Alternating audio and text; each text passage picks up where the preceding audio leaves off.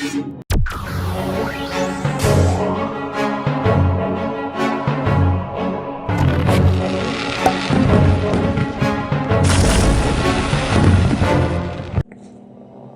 जी का खालसा वाहिगुरु जी की फतेह। सत श्री अकाल, नमो बुधाए, जवनवाद साथियों, अस्सलाम वालेकुम साथियों। वाइशु मानवता न्यूज चैनल पर आप सभी का स्वागत है। वाइशु मानवता उठाता सबकी आवाज़, गरीबों की आवाज़, मजलूमों की आवाज़। साथियों, आदरणीय प्यारे साथियों, आज इस फंक्शन में आप शामिल हुए सभी के सभी, आप सभी का तहे दिल से धन्यवाद।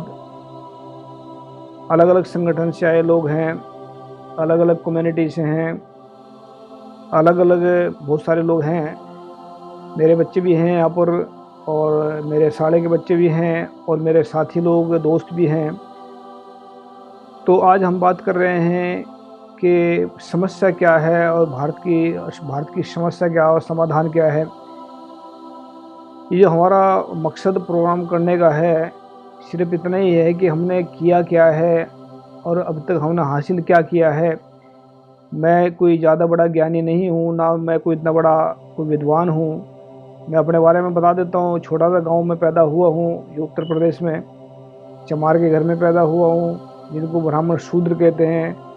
मैं अधर्मी था पहले, और मैंने 1997 में शिव धर्म को अपनाया। अधर्मी इस करके कह रहा हूँ मैं कि शूद्र किसी भी धर्म का हिस्सा नहीं है। हमने वीडियो डाला है कि, और इसमें 11 लाख रुपए इनाम के रखे हैं। अगर किसी के अंदर हिम्मत है तो हमें 11 लाख रुपये इनाम के देंगे। अगर शूद्र को कोई भी धर्म का हिस्सा साबित करके दिखाए तो कोई माई का लाल नहीं है। तो बात हम मुद्दे पर आते हैं कि जैसे गौतम बुद्ध की बात करते हैं, डॉक्टर अम्बेडकर की बात करते हैं, गुरु नानक साहब की बात करते हैं, तो कई चीज़ें ऐसी हैं जो मैंने मतलब सुनी है, लेकिन उसके ऊपर ध्यान नहीं दिया, गौर नहीं किया। कारण क्या है कि गुरु न, पहले तो गौतम बुद्ध की जो बात है वो कहते हैं कि अप दीपो भव, अपना दीपक खुद बने।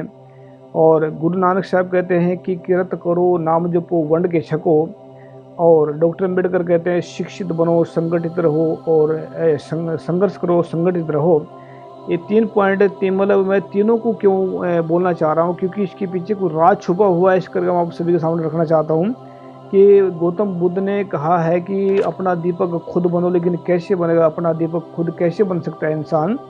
तो इंसान का जो अपना प्रकाश कैसे बन सकता है? सच, दिमाग, सच जो है बहुत महत्वपूर्ण होता है। सच अगर इंसान के अंदर नहीं है, मैं सारा पढ़ रहा हूँ, उसके बाद मैं इसका व्याख्या करूँगा। मैं, सच दिमाग को ऊर्जा प्रदान करता है, झूठ दिमाग की ऊर्जा खत्म कर देता है। सच की ऊर्जा से इंसान के अंदर ज्ञान का दीपक जल जाता है। ज्ञान के दीपक से इंसान के जीवन का अज्ञान का अंधेरा मिट जाता है। जिसके अंदर ज्ञान का दीपक जल गया हो उसको ये संसार अपना नजर आएगा। ऐसे इंसान का एक एक शब्द पूरे विश्व के लोगों को फायदा पहुंचाएगा। अपना प्रकाश वही बन सकता है, इंसान बन सकता है जिसके अंदर ज्ञान का दीपक जल गया है। ज्ञान का दीपक उस इंसान के अंदर ही जल सकता है जिसने सच को सचमुच अपना लिया है। सच की बात करते हैं तो सच जो है, सच से ज्ञान का दीपक जलता है। तो ये जो सच है, अभी बिना सच के अगर कोई झूठ बोलेगा उसके अंदर ज्ञान का दीपक जल ही नहीं सकता। गुरु नानक साहब लिखते हैं, ये भी सिखों ने एक पढ़ के मतलब एक खास विश्लेषण किया इसके ऊपर हमने। उन्होंने कहा कि किरत करो, नाम जपो, वंड के छको। तो इसमें किरत करना, तो किरत करो का मतलब है कि सच्चाई की मेहनत करो। मेहनत करनी, सच्चाई की मेहनत वही इंसान कर सकता है जिसके अंदर सच हो। यानी कि गौतम बुद्ध का जो सच है वो यहाँ तक पहुँचा। बोले ये नहीं है कि गुरु नानक साहब आप कहते हैं गुरबाणी के अंदर कि आद सच, जुगाद सच, हैप्पी सच, नानक होशी भी सच। ये सच पहले से ही चला आ रहा है। कोई गुरु नानक साहब ने इसको पकड़ा, मतलब उसके चल पड़े हैं उसके रास्ते पर गुरु नानक साहब या गौतम बुद्ध चले हैं। तो गौतम बुद्ध ने सच है, जब तक सच नहीं अंदर होगा तब तक दीपक नहीं जलेगा। ये हम गारंटी के साथ कहते हैं। तो आपको दीपक मतलब कैसे बनेगा? तो सच से बनेगा। आगे उसमें लिखते हैं कि मतलब नाम, इसमें नाम जपो दूसरा पॉइंट है। नाम जपो का मतलब रब की सच्ची बंदगी करना। कोई अल्लाह कहता है, कोई खुदा कहता है, कोई गॉड कहता है, तो लेकिन उसकी सच्ची बंदगी वही कर सकता है जिसके अंदर सच है। वंड के छकना। वंड के छकने का मतलब है अपनी मेहनत की कमाई को बांट करके खाना। बांट कर वही खा सकता है जिसके अंदर सच्चाई की कमाई करी हो। सच्चाई की कमाई वही कर सकता है जिसके अंदर ज्ञान का प्रकाश हो, प्यार हो, इंसानियत हो, समानता हो, दयालुता हो, सर्व संतोष हो, सहनशीलता हो और करुणा हो। ये करुणा गौतम बुद्ध से निकली हुई करुणा यहाँ तक पहुंची है। प्यार, इंसानियत, समानता, दयालुता, सब्र, संतोष, सहनशीलता और करुणा उसी के अंदर है, मिल सकती है जिसके अंदर ज्ञान का प्रकाश हो। तो ज्ञान की बात चल रही है। फिर जैसे कि झूठ एक अंधेरा है जो रात के समान होता है, सच एक प्रकाश है जो दिन के समान होता है। ज्ञान से इंसान के अंदर नफरत, भेदभाव और असमानता पैदा हो जाती है। ज्ञान से इंसान के अंदर ईमानदारी, प्यार, इंसानियत, अपनापन और समानता पैदा हो जाती है। सच्चे ज्ञान के दीपक से इंसान के अंदर हो जाता है सचमुच ही ज्ञान का प्रकाश। ज्ञान के प्रकाश से इंसान के अंदर से और बाहर से हो जाता है सचमुच ही अज्ञान का विनाश।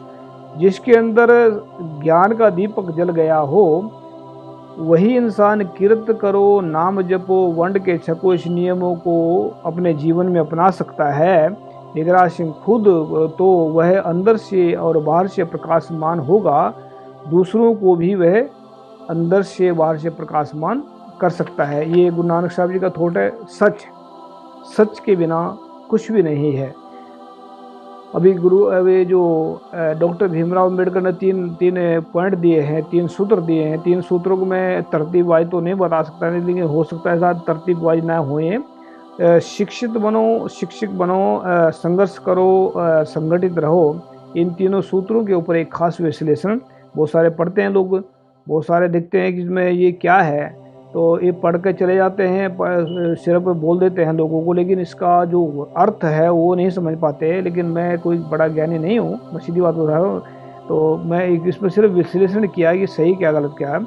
शिक्षित बनने का मतलब है कि अपनों और परायों की पहचान करना, सही और गलत की पहचान करना। अगर कोई इंसान पढ़ लिख कर भी, इंसान हाई एजुकेटेड होकर भी उसको सही और गलत की पता नहीं लगा तो उसको कोई फ़ायदा नहीं पढ़ने का। शिक्षित का मतलब है सही और अपनों की और परायों की पहचान करना और सही और गलत की पहचान करना।